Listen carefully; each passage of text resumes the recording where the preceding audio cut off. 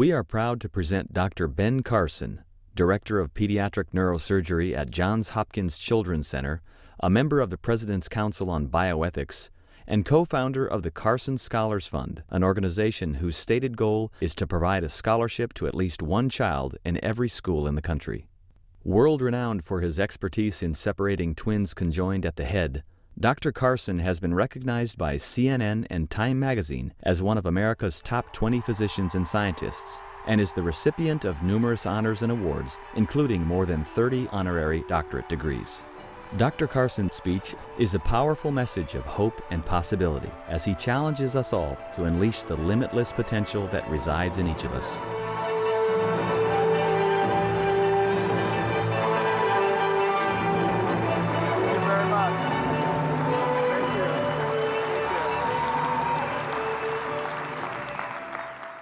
Thank you so much. It is so wonderful to be here with so many bright and enthusiastic people. And I'm always thrilled to be in the company of people with purpose in their lives. People like Sam and Linda, Dr. Reg and Joe, and so many of the people who really pour their hearts and souls into trying to make the environment better for other people. And I really think that that's what life should be all about. You know, money is fine, but it really doesn't amount to a hill of beans, to be honest with you. What really does mean a lot is if you can improve other people's lives. You know, when people feel good, they think good thoughts and they begin to do good things. And when you stop and you look at the life of Jesus Christ, you realize that he understood that, because every time he went someplace, what did he do? He healed people. And once he healed them physically, then they were ready to be healed mentally and spiritually. And I think that's one of the things that really caught my attention as a young person and helped me to formulate a dream of becoming a physician. Now, let me just briefly delve into how I became associated with the products of this company. You know, a couple of years ago, I was diagnosed with cancer. Now, I was an individual who got annual physical examinations and had my PSA checked and did all the things that I was supposed to do. And those things were normal. But I was noticing that when I was in the operating room for long periods of time, all of a sudden I was very interested in the clock. And I never used to be interested in the clock because I didn't have to go to the bathroom. I had a big bladder and it could accommodate me for days at a time if necessary. But now I was looking at that clock and I said, you know, this represents a change. So I went to see the chief of urology at Hopkins, Dr. Pat Walsh, and he said, you know, you probably have a little prostatitis. We'll give you some antibiotic. But the symptoms did not resolve. And he said, well, maybe you got a little focal hypertrophy, so we'll give you a little Flomax. But once again, the symptoms did not resolve. At which point he said, now what was your PSA? And he said, well, that's normal, but why don't we repeat it? I know it was just a few months ago, and we did, and this time it was slightly elevated. And he said, you're going to need to have a biopsy done. Now, if anyone ever told you that a prostate biopsy does not hurt, it doesn't hurt them. That's the part that they didn't tell you. Okay. I must tell you, by the time they got to about the 8th or 9th specimen, I was just saying, you know, I don't really mind if I have cancer. But at any rate, you know, when we got finished, you know, I was told that at my age, the chances of me actually having cancer were less than 18%, so I really shouldn't spend a lot of time worrying about this. And I said, nevertheless, I'd like to know the minute you know something.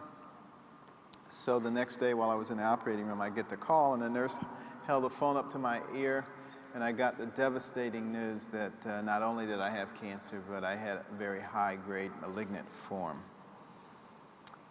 And of course, I put that out of my mind and finished the operation, but it really hit me as I was going home that I had a disease that could potentially kill me. I subsequently got an MRI done to see if there was any spread. And I remember coming out of the MRI machine, I was expecting one of the radiologists to be there to say to me, everything looks fine, nothing to worry about, but there was no radiologist. And as I was leaving, one of the technicians handed me a copy of my films. Now I was a little bit concerned. And I went up to my office and I put them up on the view box, and my heart sank as I saw all those lesions up and down my spine, and I said, no. I looked at the name on the scan to make sure it was mine, and it was. And I just sat down at my desk and just started thinking. And my senior PA came in, who's been with me my entire career, and she said, "What did it show? And I said, "It's over there on the view board." And she went over and looked and came back with the longest face imaginable, having seen the same thing that I saw. And interestingly enough, by the next day, information had already gotten out. There was a radio station announcing that I had a glioblastoma, a malignant cancer of the brain. And then I had colon cancer, I had liver cancer, I had kidney cancer, I had bone cancer, I had skin cancer, you name it, I had it. I was dying. I had died already. One lady called my office and she said, "I heard Dr. Carson was dead. I want to speak to him," you know. So it was quite an interesting time. But because all of that news had gotten out, I started getting so many products from all over the world. People were sending me grasses and herbs and fruits and pills and teas and juices, and it was unbelievable. I mean, I could have started a store with all the stuff that people had given me. But one of the fathers of one of my patients asked me if I had ever heard anything about glyconutrients. And I said, "Well, you know, I've certainly heard the term, but I didn't know anything specific about them." And he gave me the website, and I subsequently contacted Dr. Reg, and we had quite a conversation about possibilities. And he sent me some product and prescribed a regimen. And I started taking the product, and within about 3 weeks, my symptoms went away. And I was really quite amazed.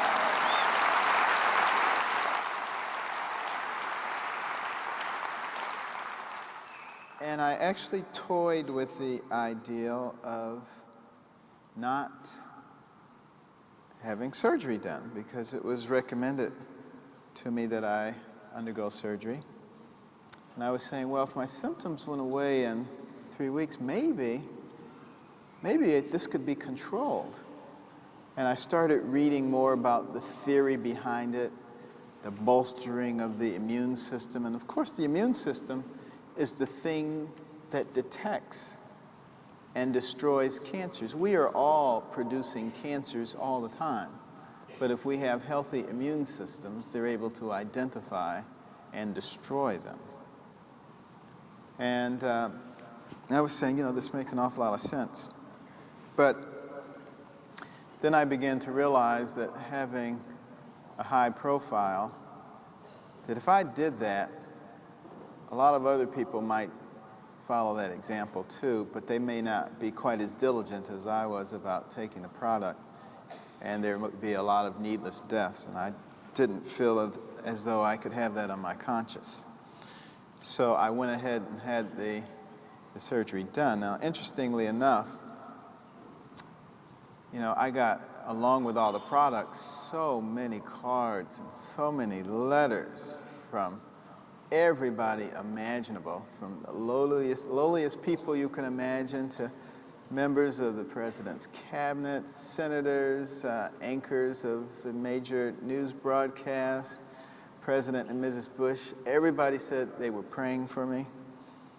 And I think the Lord just got tired of hearing about me because, it turns out that the findings on the MRI represented a congenital anomaly of the bone marrow, and it wasn't metastatic cancer at all. And I was able to go ahead and have the surgery done by Dr. Walsh, who invented the nerve-sparing prostatectomy.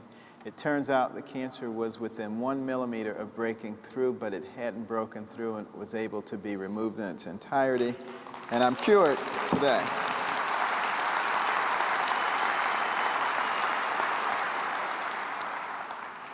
Now, some people have concluded that I was cured without surgery and that I was just cured by the glyconutrients.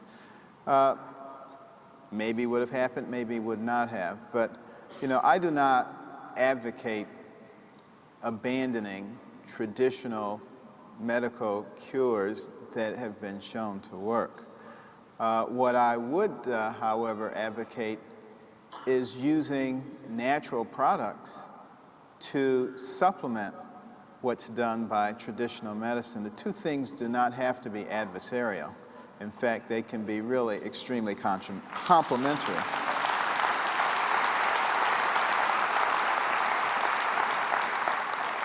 Now, that's the story of how I got involved. I'm not a Manatech associate. I don't think it would be appropriate for me to be one. I'm not a Manatech spokesman. I don't think that would be appropriate either. I do refer people to appropriate people. I do not make any claims of being an expert in the area of glyconutritionals. I don't plan to become an expert in that area because there are other people who are already extremely well versed in that area. So please don't tell people to call me to talk about this. It's amazing how many calls and emails and letters we get about this, just tons of them. And it's not appropriate. There are other people who are very good at this, but we are figuring out ways to channel those people without me actually having to spend any time involved in doing that. I still take the products today, every single day. My wife takes them too. We're on the regular plan where we get our stuff every month. And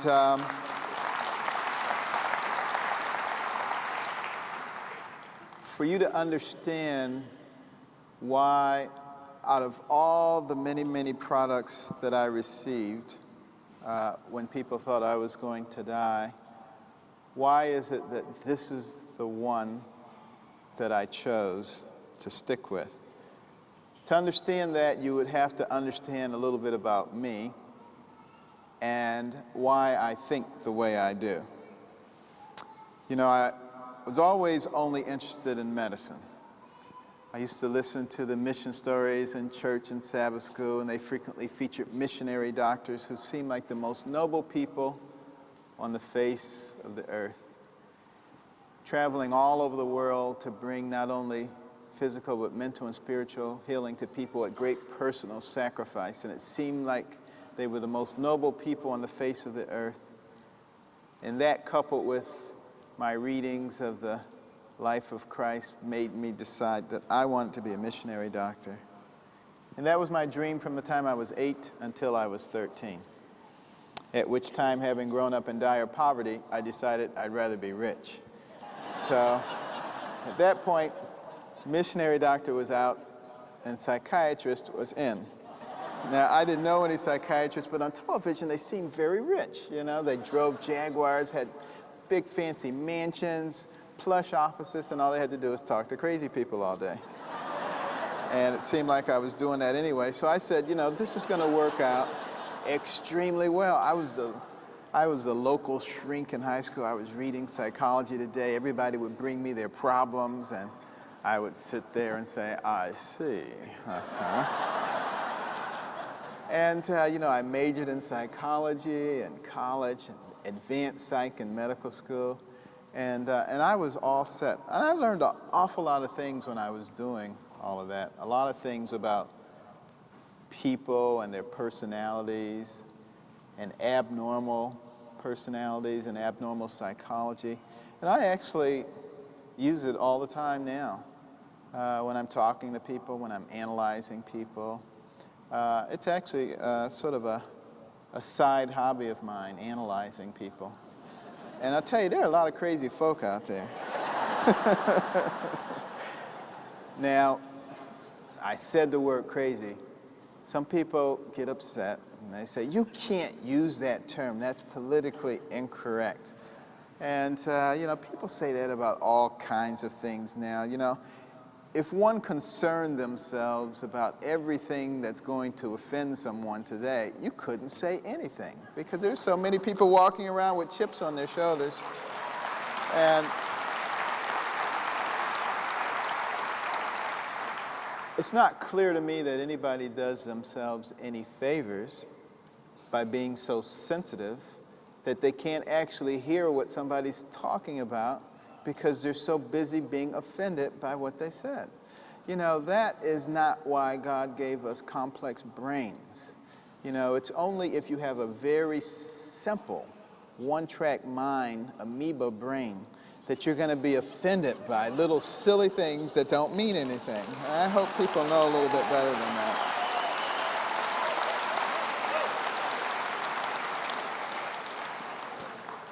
Well,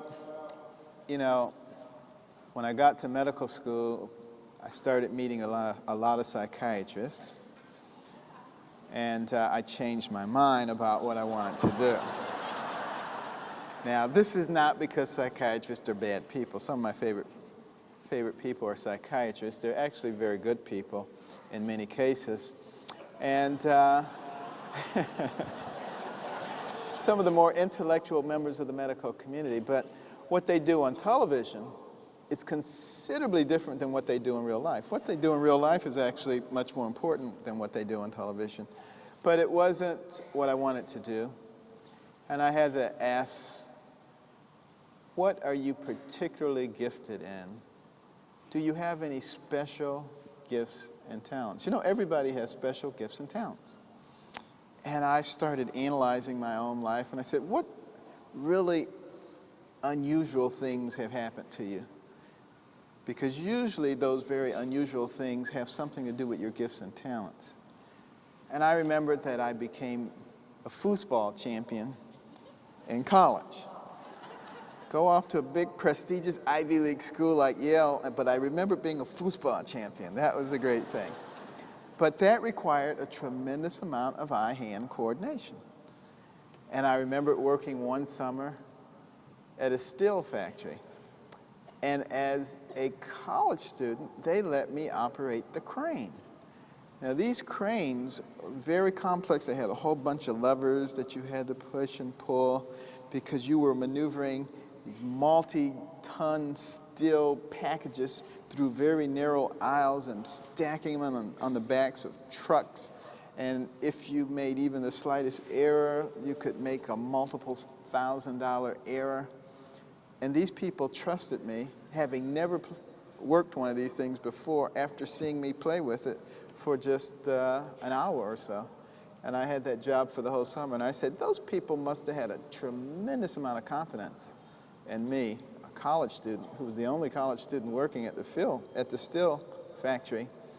So I started thinking, I want to do something that requires a lot of eye-hand coordination. And then I was also a very careful person. I never knocked things over and said, oops, which is a great characteristic for a neurosurgeon, I gotta tell you. And I had the ability to think in 3 dimensions. Most people think in 2 dimensions, but to think in 3 dimensions, to be able to keep your spatial orientation, very, very important if you're in somebody's brain, because it's just like mush. It's just a big pile of mush. And it doesn't have a lot of structures in it to tell you where you are. So if you can't keep in mind where all the little nuclei and tracks and things are, all of your patients will come out looking like that. So you don't necessarily want to do that either. And then I love to dissect things. I always love to dissect things. You know, when I was a kid and I would be sitting at the table eating, and I would have my fork and my knife out, dissecting out all the little neurovascular bundles out of the meat and putting that in a pile. And my mother would be saying, "You can't eat with us. You go sit on the landing." But, and I always, if there was a little bug around or a little rodent or something that I could catch, I always knew what was inside. I love to dissect things. So I put all that together, and I said, "You'd be a terrific neurosurgeon." Now, you know, doesn't mean that I couldn't have been a good dentist or a history professor or even, God forbid, a lawyer. But I probably would not have been excelling to the same degree because I wouldn't have taken advantage of the special gifts and talents that God had provided. And you know, I think God provides everybody with special gifts and talents. It's very important to get in contact with what they are. Well, there were a lot of bumps along the road on the way to, you know, realizing my dream of becoming a doctor. Of course, my parents got divorced early on. That was devastating. You know, my mother was a person with only a third-grade education. She was one of 24 children, had gotten married at age 13. And, you know, after the divorce, you know, we were thrown into a situation of dire poverty. My father had been a factory worker, and, you know, they made at least a reasonable salary, and my mother was a very prudent person, and she would take, you know, the money that he made and, you know, pay the bills, and she would always put aside some. And over the course of the years, they accumulated a fair amount of money and were able to buy several pieces of real estate. And I actually believe that if my father had been smart enough to listen to my mother, that they would have become very wealthy people. And she only had a third-grade education, but she had a lot of wisdom. But unfortunately, he didn't listen. He got involved with drugs and other things. He, you know, basically wasted all of the money. They lost all of the property. And then she found out he was a bigamist on top of that. So that was sort of the straw that broke the camel's back. And she took us after the divorce, and we moved to Boston to live with her older sister and brother-in-law in a very typical tenement, large boarded up multifamily dwellings, rats, roaches, sirens, gangs.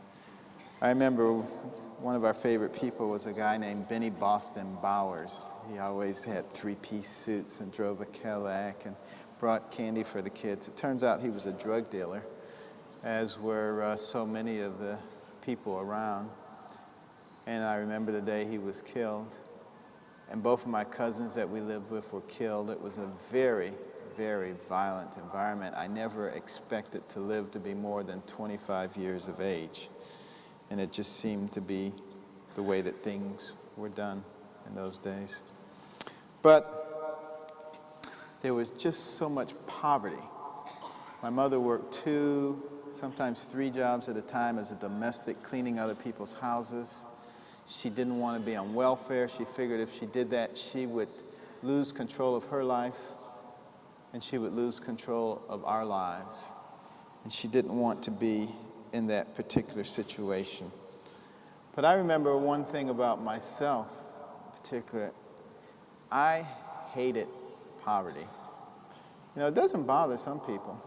Some people are just happy to sit around doing nothing and, you know, maybe get some booze to drink and just have something over their head, and, you know, they can be happy as a pig in slop. But, you know, I hated it.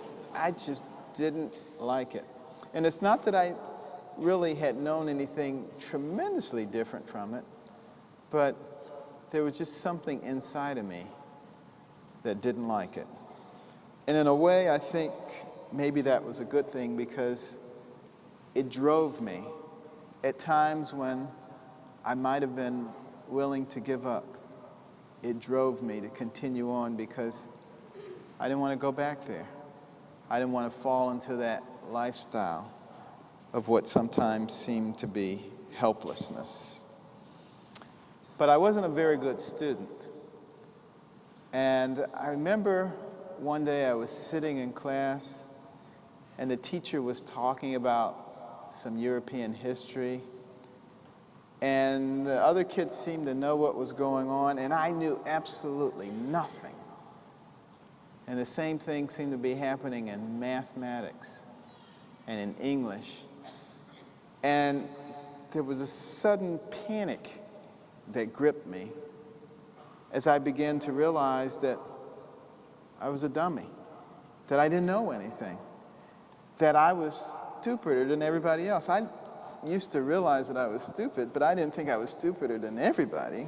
And now I was starting to really think that this might have some impact upon me. And then the other students began to seize upon it also, and to realize how stupid I was. And I tried to pretend like I didn't care. I adopted that attitude. And it became more than just an attitude. Pretty soon, it began to eat away at the core of me. And pretty soon I didn't care, because I began to think that I wasn't going to escape poverty, that things never were going to be particularly good for me. I started to give up. And I started noticing that I would do things that were dangerous, like hopping trains to get to different places, even after a friend of mine got his leg cut off doing that. If the train was going slowly, we would actually go under the train to get to the other side and not really worry about that. We would climb fences of junkyards while somebody else was distracting the mean junkyard dog, and we'd go and stand in the middle of the junkyard, and then we'd say, "Hey, dog," and then we would see if we could get out before the dog caught us. I mean, it was pretty stupid stuff. It was really, really dangerous stuff, and it makes my heart shudder when I think about doing stuff like that. But I was a risk taker as a youngster. And I'm still a risk taker even now. There aren't people who take a lot more risks than neurosurgeons. But now I take the risks not because I don't care. I take them now because I do care. Because I do want to give people longevity and quality of life. And I think that's the thing that drives most people who are in my profession. Unfortunately, we are in the process right now of losing more neurosurgeons per year than we are able to train. They're retiring at very fast rates. And there are many parts of the country now where there aren't any practicing neurosurgeons. There are many parts of the country now where if you're driving in your car and you have a bad accident, you have a subdural hematoma, you're dead. There's not going to be anybody around who's going to take it out. And it's really a very sad situation that has arisen, part of the state of medicine today, because the average premiums that neurosurgeons have to pay are so high. In places like Philadelphia, it's $300,000 a year if you've never had a lawsuit. And that is really untenable when you couple it with the fact that there is no floor to the limitation of funding from insurance companies, and there's no ceiling for the amount of malpractice premium you have to pay, and people get squeezed. And so now the average age of retirement for a neurosurgeon is 55, right at the time when they should be in their prime. And you look at obstetricians, another area being decimated. Many obstetricians now quit delivering babies 18 years before they plan to retire because they have to carry that malpractice tail for 18 years beyond the last baby that they delivered. There's nothing else in our society that carries an 18-year guarantee except a baby. And, you know, it's really pretty absurd. And I'm very hopeful that the American people will recognize how much havoc all the litigation is wreaking on our society. You know, a number of years ago, I went back to my grade school.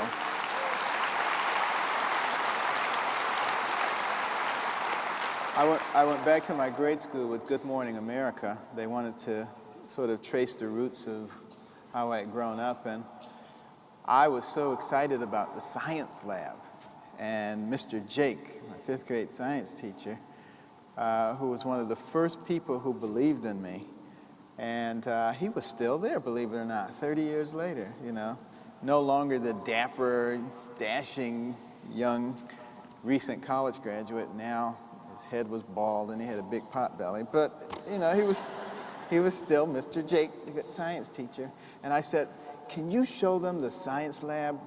Show them the red squirrel and crawfish, and you know, we had Jack Dempsey fish, and there was a tarantula, and there was so many neat things that would get a young person just so excited about the animal kingdom and about science in general. And he said, we don't have any of those things anymore. We can't have any of those things anymore because of the potential for a lawsuit. And I said, but what about all those kids who could be inspired? They have to be inspired by pictures and books. You know, and it's really a very, very sad state of affairs when people feel that everything has to be litigated. Now, I don't want anybody to go out of here thinking that lawyers are bad people. Lawyers litigate. That's what they learn how to do. And for everyone who goes around doing that, there's another one on the other side who's protecting us. So we have to recognize that at least 50% of lawyers are good people.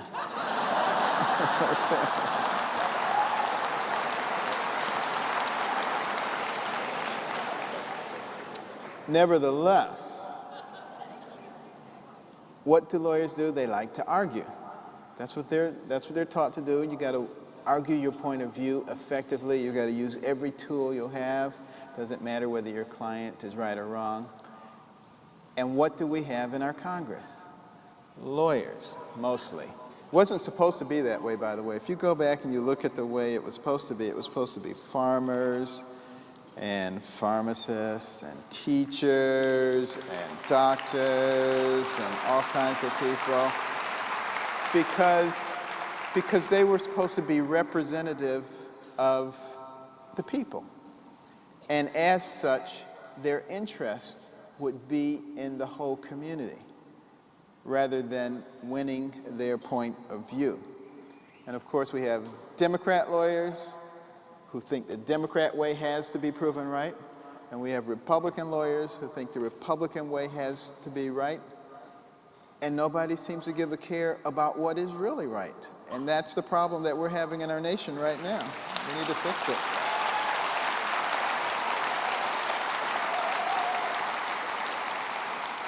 So I hope that many of you will go out there and become candidates, you know? Those of you who aren't lawyers, by the way, will go out there and become candidates so that we can begin to change this, because, you know, I want lawyers to be there too, but I want there to be everybody else there too, so that we can begin to think as people, not about just winning a point of view, but about winning for our nation. That's what's going to make the difference in the long run. Well, you know, fortunately for me, you know, there I was, just a terrible student, but my mother, who had only a third-grade education, worked as a domestic in other people's houses, and she wasn't just working there, she was observing She was always looking at what they were doing and how they were spending their time. And she would come back and she would say, rich people don't sit around looking at TV all day. And they strategize and they plan and they don't waste a lot of time. And she was always drilling this into us. But at one point she became so convicted because both my brother and I were doing so poorly, and she just prayed. And she said, Lord, you got to show me what I can do to help them to get on the right pathway. And you know, that's the wonderful thing about the Lord. You don't have to have a PhD to talk to him. You just have to have faith. Third grade education was fun, you know? Because she believed that the Lord would answer her prayer. And in fact, he did. He gave her the wisdom. At least in her opinion. My brother and I didn't think it was all that wise. I mean, turning off the TV set, what kind of wisdom is that, you know? As far as we were concerned, it was child abuse. But, you know, not only did we have to turn the TV off, but we had to read books and submit to her written book reports, which she couldn't read, but we didn't know that. You know, she would put little check marks on it and be underlining things and asking us about it and then discussing it with us as she took cues from what we were saying. But, you know, the interesting thing about reading, if you're looking at words all the time, you learn how to spell. All of a sudden, I wasn't the first one to sit down in the spelling bee. And you're putting those words together, so you learn grammar and syntax. And now when you write your essays, it doesn't come back full of red marks. And because you have to take those sentences and make them into concepts, you learn how to use your imagination. And there are so many incredible benefits that derive from reading. Now, because it did so much for me, you know, I went from the bottom of the class to the top of the class within the space of a year and a half from reading those books and from learning new and different things. And my brother also made a similar transition. And I remember there was one kid, his name was Steve. You know, he used to be the smartest kid in the class, and he really would rub it in on you. I mean, he would make you feel so stupid. And he would always bring his A and he would shove it right in your face, and he would say, "What's wrong with you? Are you retarded?" You know, he was just a really mean guy. And I remember after I turned things around, I went up to Steve and I said, "Hey, Steve, how'd you do in the exam?" And he poked out his chest. He said, "Oh, I got a 91. I said, "Well, gee, that's too bad." "Oh, I got 100. And I said, "Next time if you need help, let me know." You know, but that was probably a little mean of me. But, you know, realizing how much reading had done for me, you know, in our scholarship program, one of the things that we've done is to create a reading program where we put these special Think Big reading rooms in schools. And we make it a very, very pleasant and friendly environment for the kids to come in.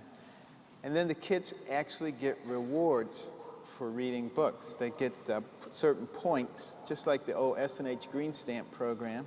And when they accumulate a certain number of points, they can trade it in for a Walkman or, you know, a book or whatever it is that they want to trade it in for.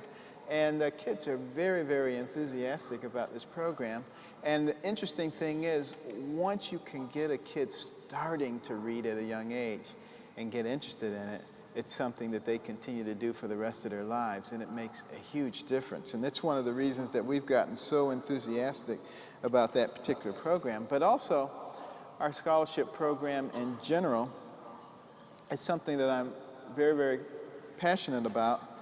And why am I so passionate about it? Because when I look out there on the landscape, I recognize that we are now in a technological age. The thing that will allow this nation to remain in a leadership role is knowledge, having a lot of technological knowledge. And, you know, we have a lot of knowledge about sports and entertainment, but that's not going to get us very far. You know, that's what other pinnacle nations had before their fall. They got to a level of greatness, and then they got enamored of sports and entertainment, lifestyles of the rich and famous. They lost their moral compass, and they went right down the tubes. And I think that we cannot go down that same pathway. We must not go down that same pathway. But the way that we keep from going down that pathway is we change the attitude of our young people. So my wife and I started giving out scholarships, $1,000 scholarships to students starting in the 4th grade for superior academic performance, because we noticed that in the schools, all the big things went to the all-state basketball player or the all-state wrestler or the quarterback, and the superstar in academics got a pat on the head and a National Honor Society pin, and they were nerds and geeks and Poindexters. And we said, we've got to change that. Now, I'll tell you something. If you give a 4th grader or a 5th grader or a 6th grader $1,000, they automatically become big men on campus. Let me tell you, people stand up and they take notice of that. And they want to know, how did you get that? And what can I do to get that? And they start trying and striving. And we have seen enormous progress in the school system, in various school systems in doing that. And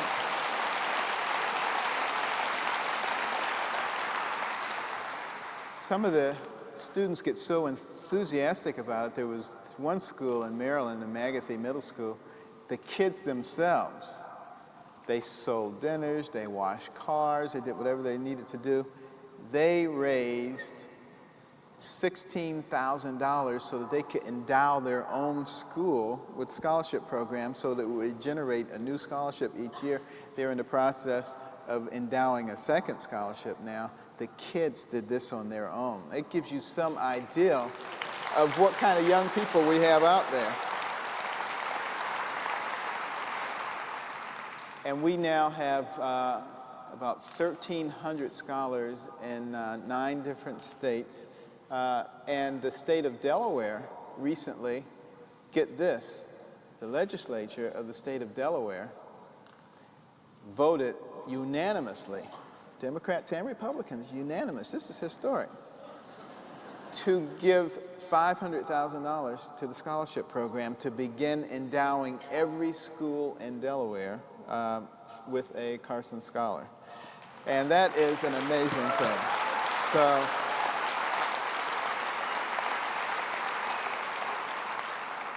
but more importantly than just the fact that these kids are very, very smart is the fact that these kids, in order to win, have to demonstrate humanitarian qualities. They have to demonstrate that they care about other people. And this is so critical in our world today. You know, we live in a world today where we actually have people who believe that it's okay for somebody to be brutalizing somebody else or doing some horrible thing to a group of people as long as they're not bothering them. And you know, this is the philosophy that allows brutal dictators to rise in a modern world. And I can't believe that I hear people saying that we should have left somebody like Saddam Hussein alone and let him go ahead and brutalize people as long as he's not bothering us. Whatever happened to humanitarian qualities? You know?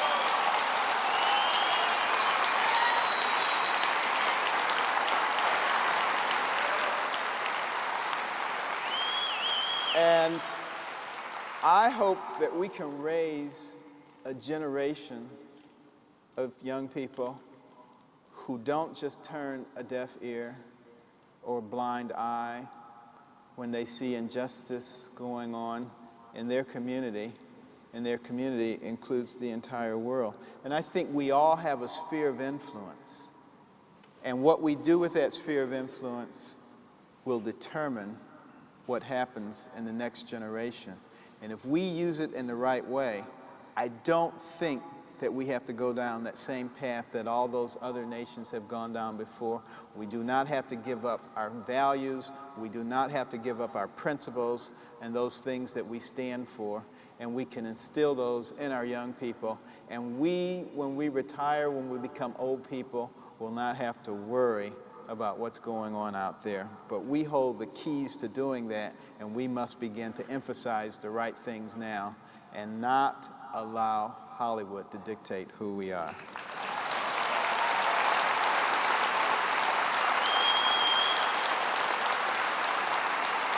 Well, fortunately for me, you know, I got on the right track academically. But, you know, I went a little overboard. I got to the point where an A wasn't good enough. You know, if I got a 99 on a test and somebody else got 100, I was devastated.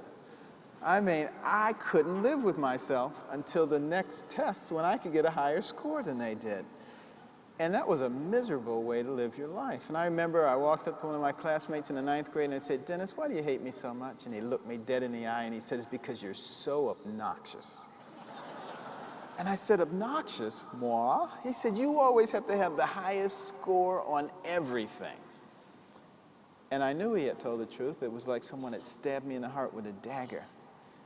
And I started thinking about that. And I started thinking about how miserable I was making myself. And I decided from that point on that I really didn't care. I didn't even want to see what anybody else got in their paper. I was only going to worry about what I was getting. I was going to do the best that I could. And you know, once I started worrying about only doing the best that I could, it was like somebody had lifted a gigantic weight from my shoulders. And I was actually able to do even better than I had been doing when I was trying to compare myself with other people. And you know, how many people make their own lives miserable by worrying about what somebody else is doing, what somebody else is accomplishing, and trying to get ahead of that other person? You know, materialism is like that. The love of money, greed, is a horrible thing. Now, I'm not saying that people shouldn't make a good living, but when people make a living, it should be a byproduct of utilizing the talent that God has given them to make the environment better for the people around them. And that's when you begin to have true fulfillment in your life. And I think you find that whether you do something else and you're a Manatech associate as a hobby, or whether that is your full life's work, that there are so many better things to think about than making money. Think about how you can actually use a product to improve people's lives. And when you think about it that way, it comes through loud and clear to people when you're talking to them. Now, the medical community is a particularly difficult group to get through to. It's because when you're talking about nutrition, you're talking a foreign language to them. Because doctors don't learn about nutrition, for the most part, in medical school. But doctors are not the problem. Doctors are generally very, very interested in anything that's going to make their patients better. And they are not the problem. It's the establishment, the medical establishment, not the doctors themselves, who tend, I think, sometimes to like to maintain the status quo. Because if everybody were well, then they would be out of business. And they don't want to be out of business. Doctors would love to be out of business, but they know that there's always going to be plenty of sickness to go around. So you're not going to generally find individual physicians who are trying to suppress something that is doing good. Doctors do have a tendency, because of their training, however, to want to see data. They want to see the double-blind prospective study that was carefully designed, that has a statistically significant variation that they can sink their teeth into and say that this works better than this. And I think that that's one of the projects that this company is in the process of working on. And I'll tell you, once that happens, it is going to be phenomenal. You think things are great now. Once the medical community is able to see the benefit of what is going on, it's going to be phenomenal. Because think about this. God provided in our diets everything that we needed to keep our bodies healthy. You know, the immune system absolutely has to have the right building blocks in order to work. The reparative processes of our bodies, like you scrape your skin, do you notice how quickly that heals? You get a corneal abrasion, how quickly that heals? Because of the way the reparative process comes in and starts working so rapidly. That has to have the right fundamental structure beneath it, the correct nutritional structure beneath it. And if you go to somebody who is malnourished and you put a scratch on their skin, it doesn't heal. You scratch their eye, it doesn't heal. It festers, it becomes infected, bad things begin to happen. So it tells you how important that nutritional status is, and God provided that for us. However, we have become so incredibly sophisticated that we process our foods to the nth degree, and we manage to get all of that good stuff out of them. And then consequently, we think we're eating well, and we're certainly getting plenty of calories out of it, and we're getting very fat, but being fat is not equivalent to being well nourished. And what we have to do is begin to educate people about how you put the building blocks back into their diet. Now, the ideal thing would be for all of us to go back to the Garden of Eden. We wouldn't need glyconutritionals, we wouldn't need anything. All we have to do is eat the wonderful fruits and vegetables that God provided for us. That's not practical because the Garden of Eden is no longer here. Well, the next best thing is maybe if we could all have a fresh, organic diet, and we could drink 6 to 8 glasses of pure water every day, and we could exercise regularly, and we could get plenty of rest, and we could take the stress out of our lives, then we could also be very healthy. But how many of us are going to do that? So given the fact that, you know, we're relatively lazy, and we live in a modern world, now we got to ask ourselves, what can we do to get as close to that natural diet as possible? And that's where nutrition comes in. And that's where finding the right kinds of supplementary products comes in. And you can do your own research in terms of which products are the best. But as I looked around with all the various things that I had access to, you can see where I'm standing tonight.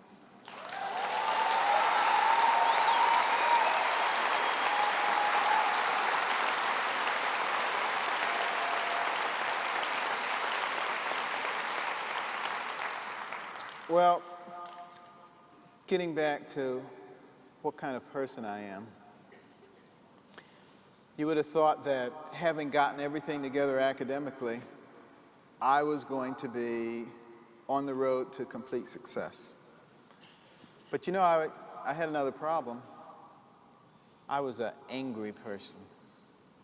I had a terrible temper. People could make me angry so easily by saying something to me, by doing something to me, by taking something of mine, by getting in front of me when I thought I should have been in a certain position. Notice the common theme there. Me, me, me, me. And that's the common theme in people who have bad tempers.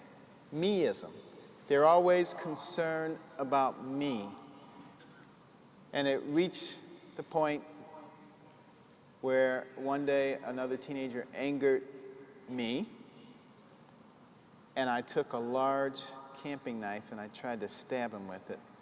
And fortunately, he had on a large metal belt buckle under his clothing, and the knife blade struck it with such force that it broke. And of course, he fled in terror, but I was more terrified than he, as I recognized that there I was trying to kill somebody over nothing.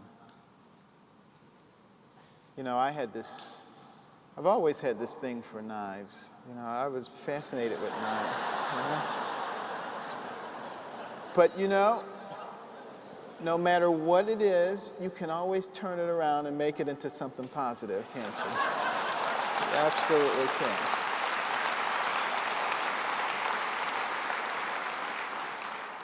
Well, you know, I locked myself in the bathroom that day and I started thinking about knives.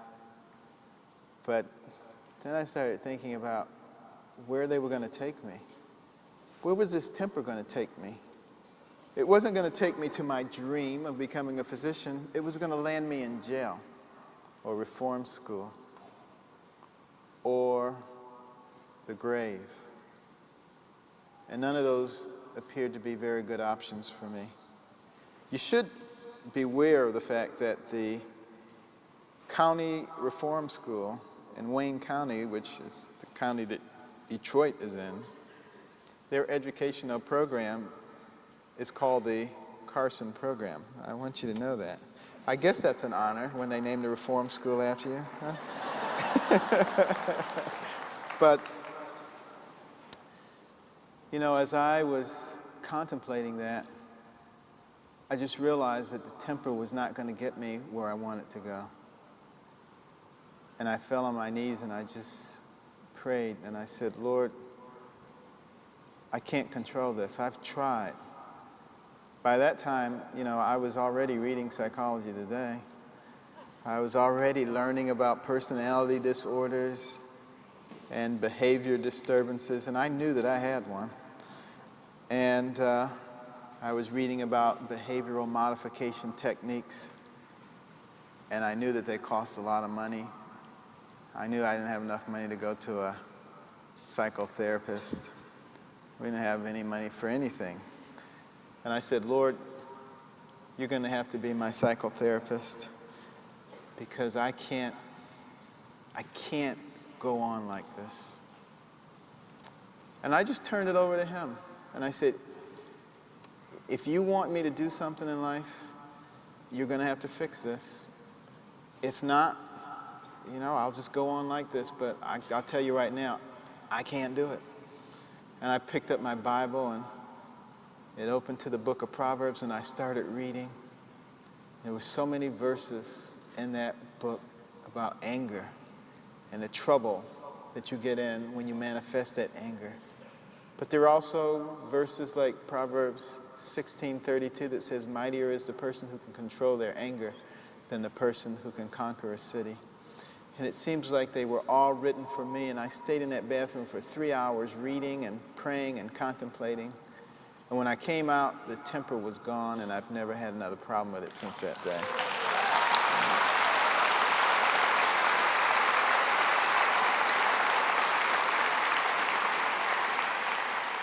And you know, I adopted God that day not only as my heavenly Father, but as my earthly Father, as somebody that I could go to with problems, somebody who would give me wisdom and help me to find my way through the quagmire of life.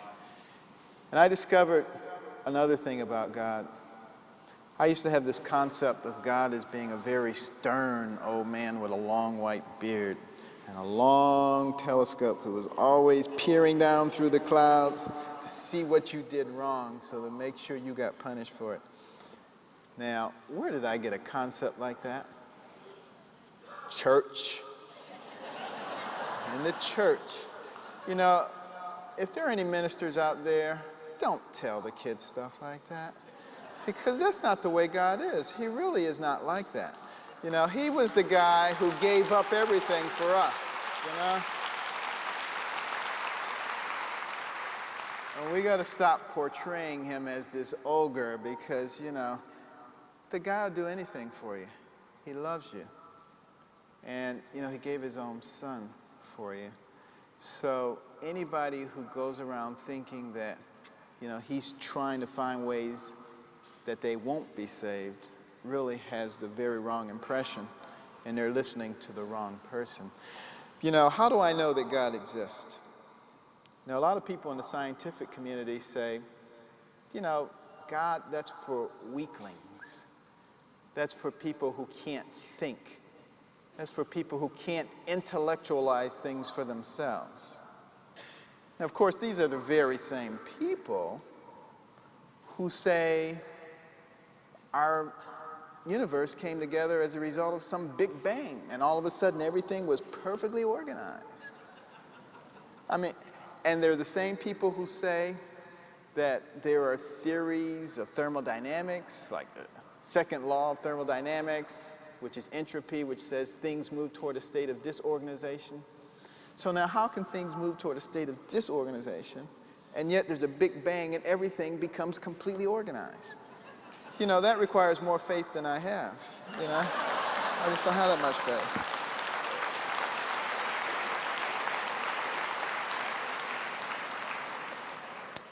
But how else do I know he exists?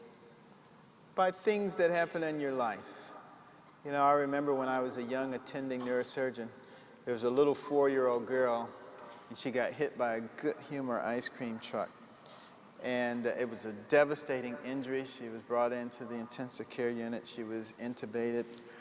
And I remember when I came in to assess the situation, and I said, "Are her pupils working?" And they said, "Yes, they are." And I raised the lid and I looked, and the pupil was dilated and it was fixed. And the other one wasn't quite yet, but while we were standing there, it became fixed and dilated. And I said, "We got to take this girl to the operating room immediately." I just said to a couple of the nurses and some of the ICU associates, I said, "Grab the bed, just grab the bed, we're going to the OR. We don't have time to call them, we're just going to the OR." And we went to the OR, we announced we were there, we said, "Where's an empty room? We're going in there, bring the stuff, we're gonna operate." On the way there, I ran into one of the neurosurgery professors, a very well-known individual, particularly in the area of trauma. I told him what I was doing. He said, "You're nuts." He said, "You're wasting your time. It's too late. It's the end of the story." Well, we operated on that little girl, and we took off her bone, and we opened the dura, and we put patches in there so that the brain could expand. And I'll tell you, today she is a very happy young mother. Doing well.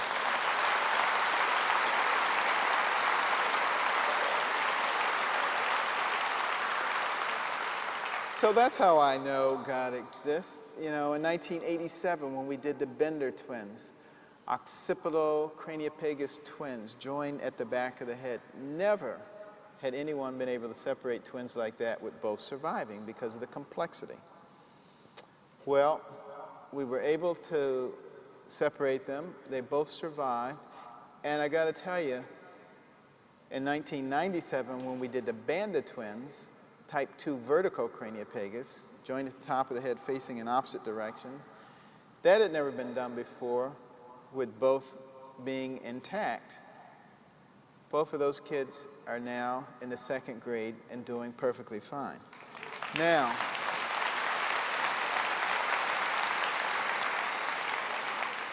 how does that tell me that God is alive and well? Simple. I know me. And I know that I'm not that smart. You know?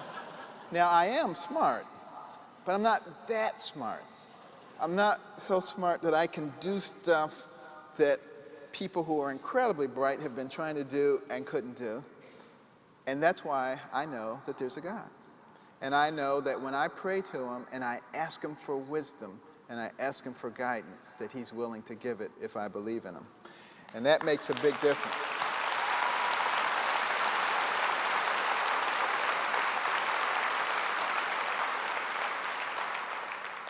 And next week at this time, we will probably be in the operating room trying to separate another set of twins. We're going to start next Saturday morning. We're using a lot of very, very fancy equipment, and we're trying some new techniques. But I want to ask each one of you to make sure that you include that in your prayers next Saturday. And I am a firm believer that if God is hearing the petitions from all of us, that he will grant us that wish. And again, it will not be the fact that I'm a great surgeon or that I've surrounded myself by a great team, because I've come to understand who the great physician is. And if we put our faith in him, there's no limit to what we can do.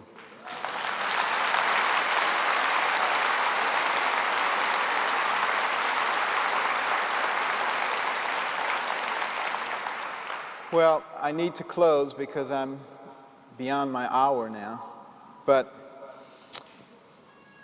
let me just skip ahead very rapidly to the state of medicine. I've talked a little bit about what was going on with neurosurgery. I talked a little bit about what's going on with obstetrics. But the fact of the matter is, medicine is still a wonderful career because we have the opportunity to intervene in people's lives. People put the most precious thing that they have into our hands, and we're able to give them longevity and quality of life, and there is no other career that gives you those kinds of rewards. So it is still a wonderful area to go into, and I would encourage anybody who's thinking about it to do it. You know, you think about the last turn of the century. In this country, the average lifespan was 47 years. Now we've added about another 40 years to that. That is an incredible statement for what medicine is able to do. Now what we have to do is get medicine to start thinking about preventive health care. And that's where we begin to save money.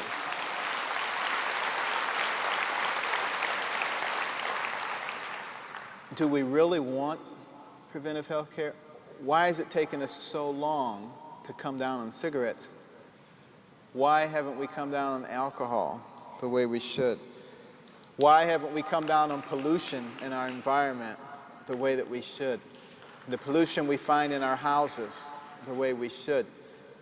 All of these things continue to maintain disease in our society.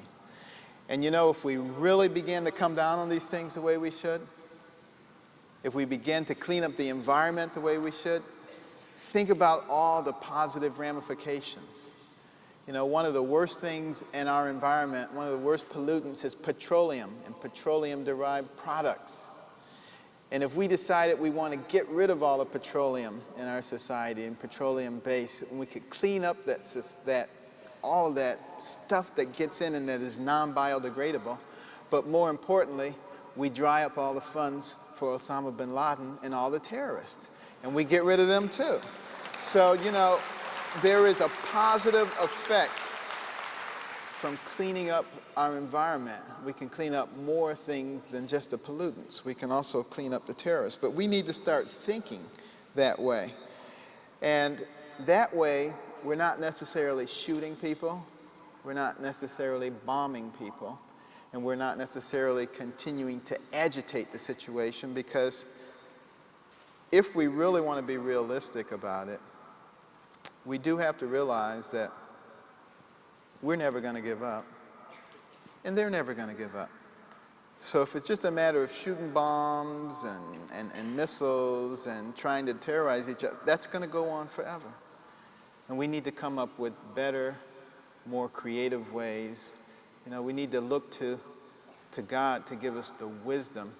And you know, this is a time in our existence that we need to make sure that we do not listen to those people who think that we should throw God out of our society. This is definitely not the time to be doing that.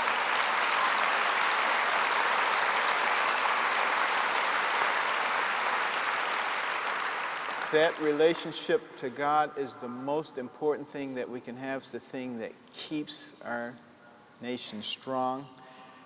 And I want to close by giving you one story about how active God is. Some people say, you know, I read these stories in the Bible about how God, you know, gave sight to the blind or hearing to the deaf.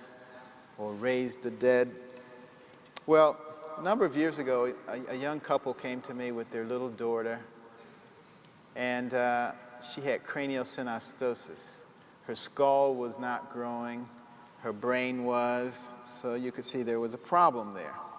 So we decided we would do a cranial expansion. Well, while we were in the operating room operating, you know, one of my assistants noticed that the anesthesiologist was getting a little fidgety, and she said, is there a problem? And the anesthesiologist said, we're having a little problem with the blood pressure. So we very quickly had to close and flip the patient over, and they started CPR.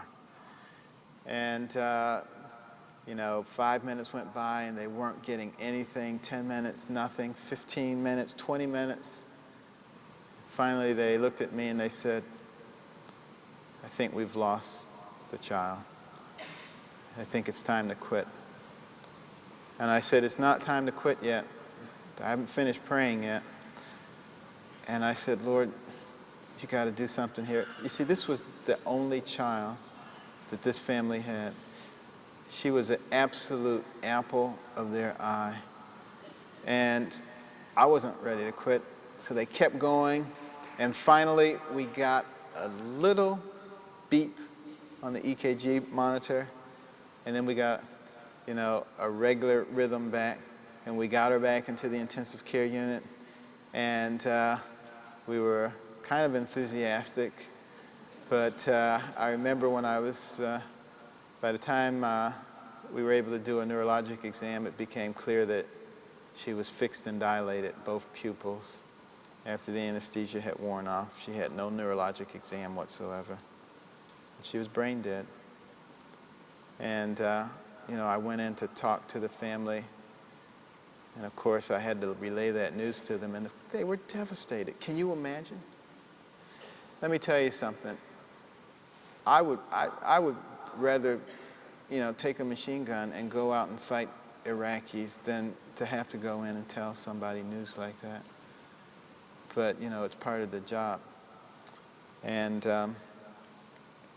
they were so devastated, and they were so desperate, and they said, Doctor, is there a 10% chance that she could live? No. 1%? No. Well, the father then challenged me. He said, I know you're a Christian. I'm a Christian. Let's see who can pray the hardest about this. So we agreed that we would both go and we would pray as hard as we could. And do you know, within 24 hours, that little baby's pupils started working.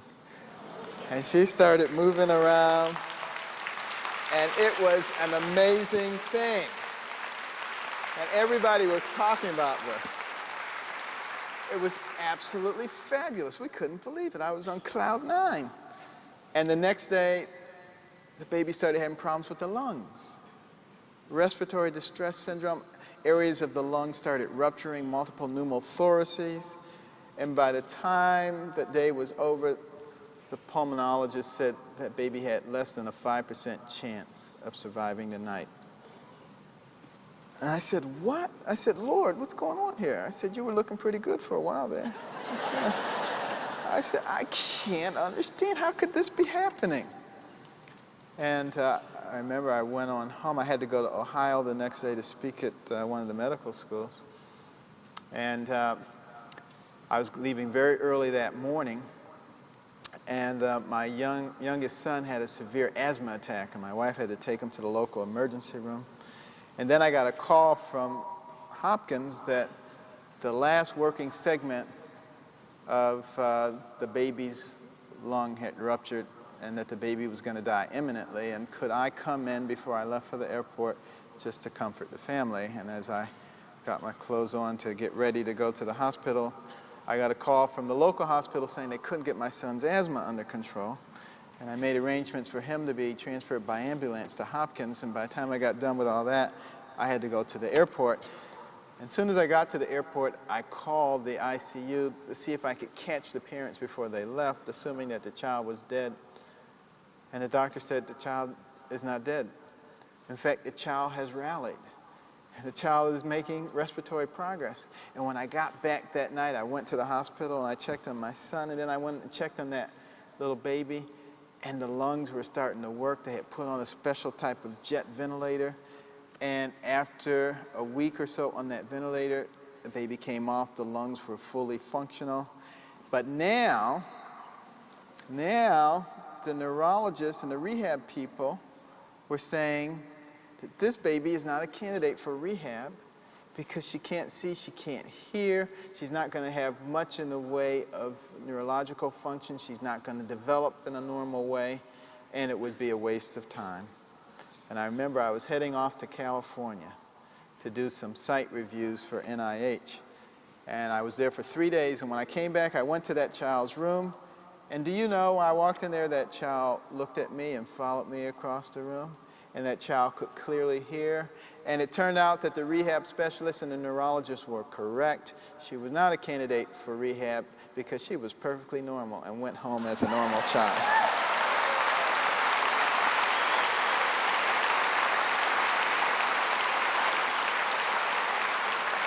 So does that tell you anything about whether God exists or not? You know, he is just as active today as he was in the past.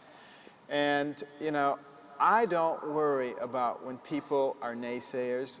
I got involved in lots of things early in my career so that, you know, I wasn't just spending my time in the laboratory and in the operating rooms. I was doing a lot of things with young people, and people were saying to me, you can't do that in academic medicine. You'll never progress, and you'll never be tenured, and you'll never be a full professor. Well, I've been a full professor for several years now in several different disciplines with multiple academic awards, 38 honorary doctorate degrees. I've gotten to know all kinds of people. About the only thing I haven't achieved is an endowed chair, and the Lord may have that on the way one of these days too. So, you know, I don't worry when people say, you can't do this, and you can't do that, because I know that if I put my hand in his hand, I can do anything. And you can too. And that is the key. And we need to make sure that we don't listen to the naysayers and those people who want to throw God out. Recognize that there is something very special about this nation and the people that comprise this nation and the struggles that they have had and the position that they hold in the world today. And when people say, get God out, do they realize that our Declaration of Independence, our founding document, talks about certain inalienable rights that our Creator, a.k.a. God, endowed us with? That the Pledge of Allegiance to our flag talks about the fact that we are one nation under God. That most courtrooms in the land on the wall, it says, in God we trust. Every coin in our pocket, every bill in our wallet says, in God we trust. So if it's in our founding documents, it's in our pledge, it's in our courts, it's on our money, but we're not supposed to talk about it, what in the world is that? In medicine, it's called schizophrenia. And that explains a lot of things, does it not? You know, when the Continental Congress got together the first time, terrible rancor about to split apart the young union because the small states and the large states had different agendas. And Benjamin Franklin said, gentlemen, stop fighting. Let's get down on our knees and let's seek wisdom from God. And they got down on their knees and they prayed. And when they got up, they resolved their differences and our union was born. And we need to make it absolutely clear that there's nothing wrong with living by godly principles of caring about your fellow man, of loving your neighbor, of developing your God-given talents to the utmost so that you become valuable to the people around you, of having values and principles that govern your life. And if we do that, we truly will have one nation under God, indivisible, with liberty and justice for all. Thank you, and may God bless you.